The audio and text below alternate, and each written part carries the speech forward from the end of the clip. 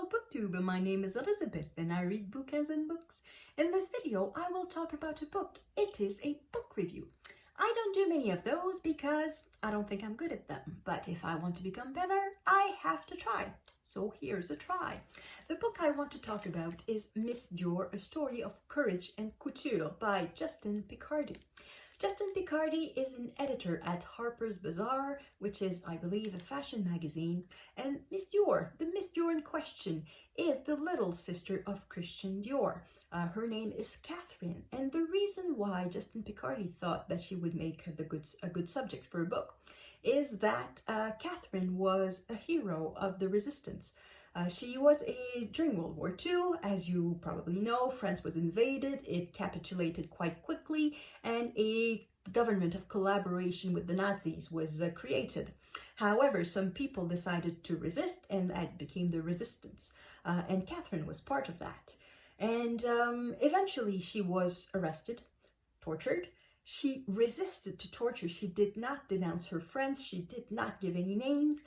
And eventually she was deported to Ravensbrück, which is a concentration camp for women. And then she was taken from camp to camp for a little while. And she was taken on a death march. And she was finally rescued by the Red Army in Dresden at the end of April 1945.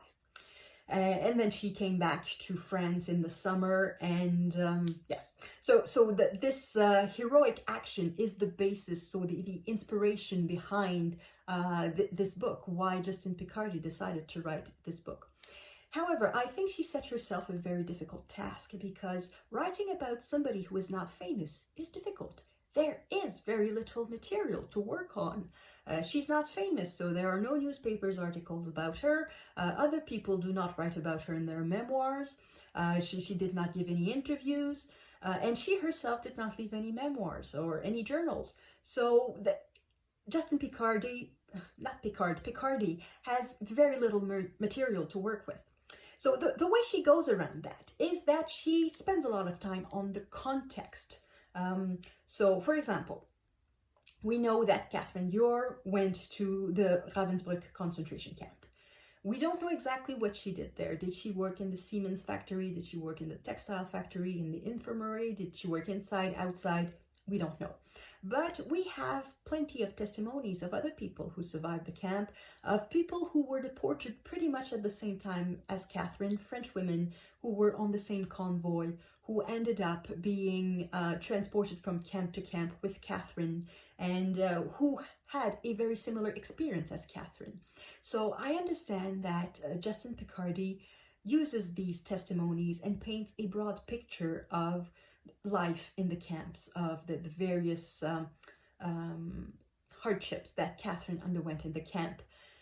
And I think that is an appropriate way of trying to tell the story of someone about whom we have little information. You talk about that person's immediate surroundings, and that gives you at least an idea of the world in which that person lived. So that part of the book, I think, is well made. It is well presented, and it is very interesting. The part with which I have a bit more problems, it would be the entire second half of the book. So towards the middle of the book, Catherine comes back from Germany and starts living an ordinary life. And from then on, apparently Justine Picardie loses interest in Catherine because she becomes a very, very secondary character in the book. Everything is about Christian Dior and the opening of his couture house and the new look and how revolutionary it was. And not so much revolutionary as scandalous, because there was so much material in the skirts at a time when people were living on ration coupons. And the speed at which the upper classes wanted to forget about World War II and wanted to start living like they used to live before.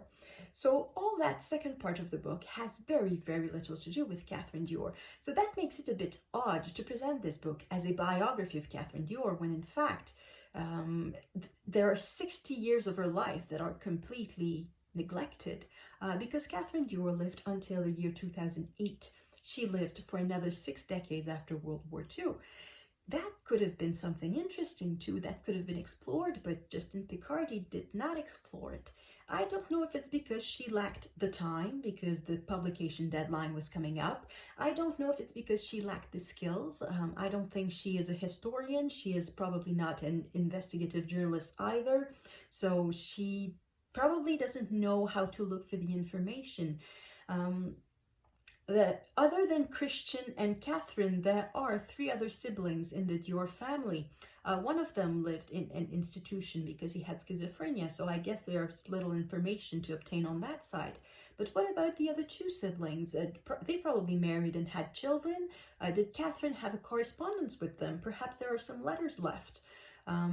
Perhaps there's some information to get on that side of the family. And we have no mention of that. When she comes back from the concentration camp in 1945, first she goes back to live with her father. Catherine goes back to live with her father in Provence, and then eventually she moves to Paris in 1946, I think, so a few months later, and she moves in the apartment of her brother, in Christian's apartment, with her lover. Her lover is Hervé des Charbonnières, Hervé des Charbonneries, Hervé. And what is particular about this match is that Hervé was married. He was married with 3 children. However, they stayed together all their lives. Hervé died in the 1990s, but apparently it was really a true love story. And I don't know if I mentioned that, but this man, Hervé, is the reason why Catherine joined the resistance, as she met him and he was part of the resistance, and it was love at first sight. So she joined the resistance because of him. And the fact that when Catherine was arrested and tortured, and that she did not give any names, it meant that she protected the love of her life. So there's something romantic about that, and something very touching and very moving about the relationship between Catherine and this man, Hervé. However, as I said, when Catherine moved to Paris in 1946, at that moment, Justine Picardie tells us that Catherine and Hervé got a license to become flower dealers in Les Halles, Halles. That is the market in the center of Paris. And that is it.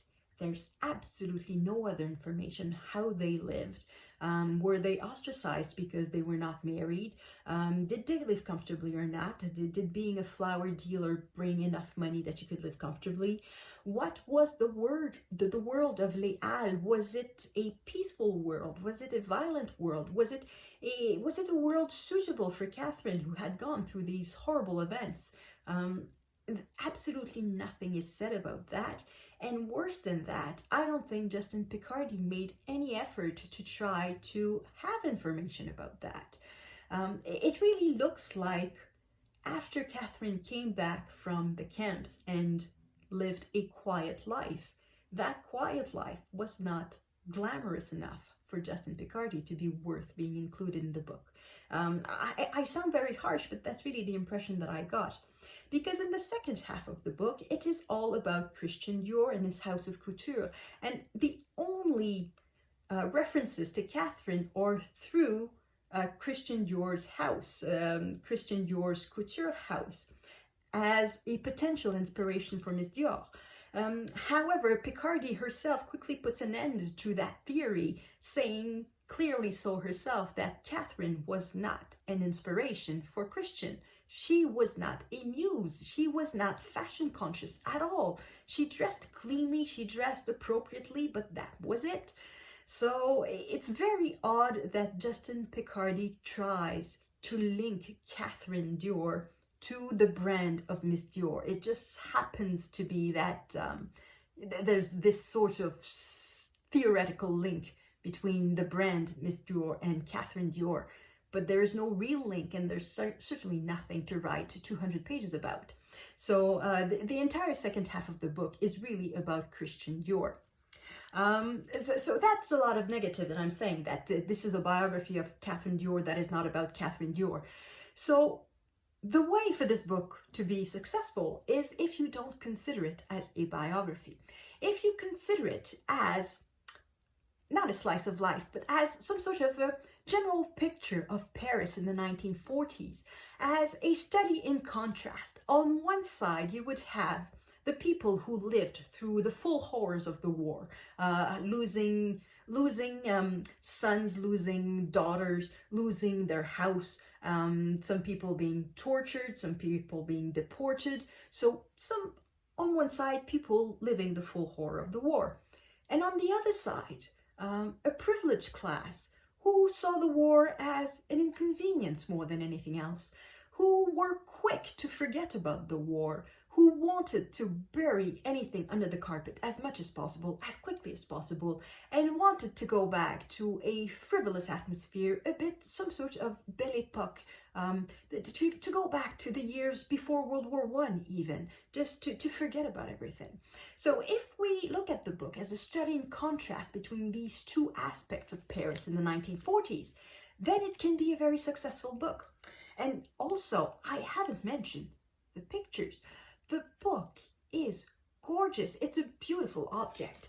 The paper is very thick, so the entire book is printed on thick paper, and it is filled with pictures. Of course, if I want to show the pictures, I just get text. Okay, pictures. Pictures. More. And as you can see, as I'm flipping through the book, oh, here's Wallis Simpson and Edward VIII. So as you saw quickly, maybe perhaps, at first the pictures were a bit grim. So I noticed that I showed a picture of a woman with her head shaved. That is what they did to women who had been befriended, let's say, German soldiers during the occupation. And as we go on in the book, the pictures get much more glamorous, because it follows the content of the book. At the beginning of the book, it's very, very grim because we spend a lot of time in the concentration camps. And at the end of the book, it's all about high fashion. There are a lot of pictures in there. I counted them. There are 136 pictures for 404 pages of text. Not of text, but complete, total. So that leaves about 270 pages for text. A bit under 270 pages for text. So so it's very agreeable to read because of all the pictures, and because it's not half as long as it looks. However, I have some more negative points to talk about a little bit. Something that I liked a bit, but that you may find inconvenient, is that the text is peppered with French phrases and expression. Every 3 or 4 pages, I would say, there's something in French. And very little of it is translated. So if you don't speak a word of French at all, you may find this very annoying because very little is explained. However, if you do speak French, you will notice mistakes. Unfortunately, there are mistakes in there. I have to say, it's not the first time that I read a book in English where there are sentences in French and phrases in French and expressions in French. And normally I find a mistake by the 5th word. It's extremely rare that I will see many words in French without a mistake in it. This book is better than the others. The average is much better.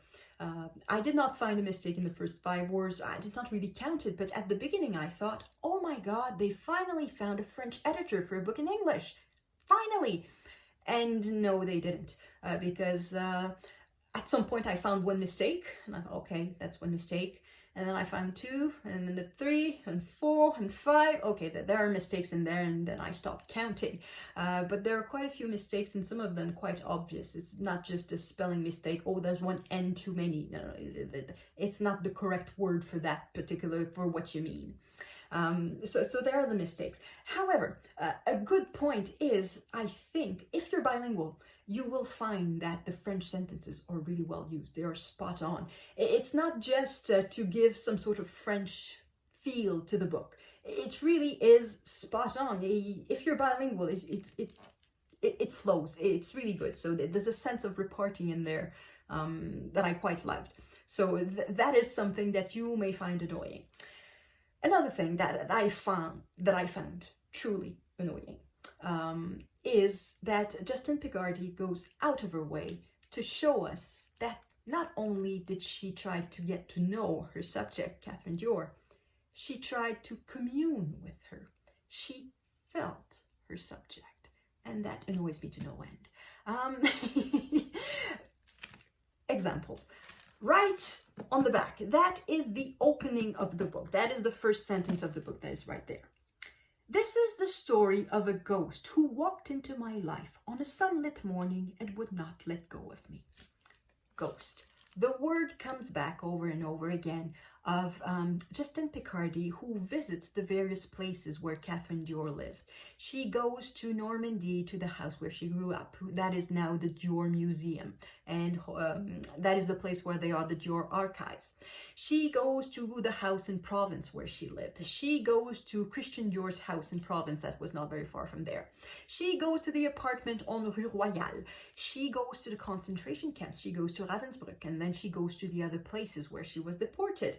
So she really goes to all of these places. Many of these places have archives. For example, the house in Normandy, that is the Dior Museum.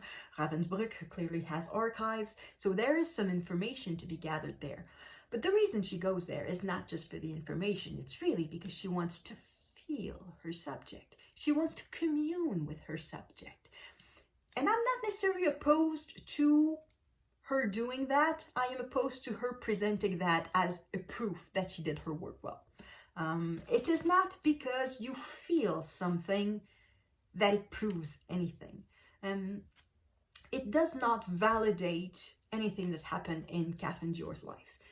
For example, if you go to one of the concentration camps where Catherine was deported, so the main one was Ravensbrück, but then she was taken to some smaller satellite camps of Buchenwald. And these small places don't exist anymore. They have been razed to the ground. You have to have a map to know where they were. And she goes there and she feels the presence of the people who suffered there. But suppose that she went there and felt nothing. Okay, you go to that place that used to be a concentration camp, and now it's a pretty field with birds chirping and butterflies and cute rabbits, and you just feel nothing. It doesn't lessen in any way the suffering of the people who went there. And suppose that you did research about these people. It doesn't lessen the quality of your research. So the fact that you do feel something or that you do not feel something changes nothing to the research. So that's why I am so much bothered whenever she refers to the ghost, or whenever she tries to show that she's feeling her subject. To me, feeling the subject is not knowing the subject, and it is absolutely useless to me as a reader, the fact that Justine Picardie is in communion with Catherine Dior or not. So that is something that annoyed me. But I can see that it can please a certain type of reader, probably the type of reader who likes Harper's Bazaar, probably the type of reader who does not read that much nonfiction, who is not so much a stickler for facts. Sometimes I feel like I am a Dickens character who wants the facts and nothing but the facts. So this may please you, or it may bother you, or it may do nothing at all. So for me it was a bother. I didn't like that. Yeah.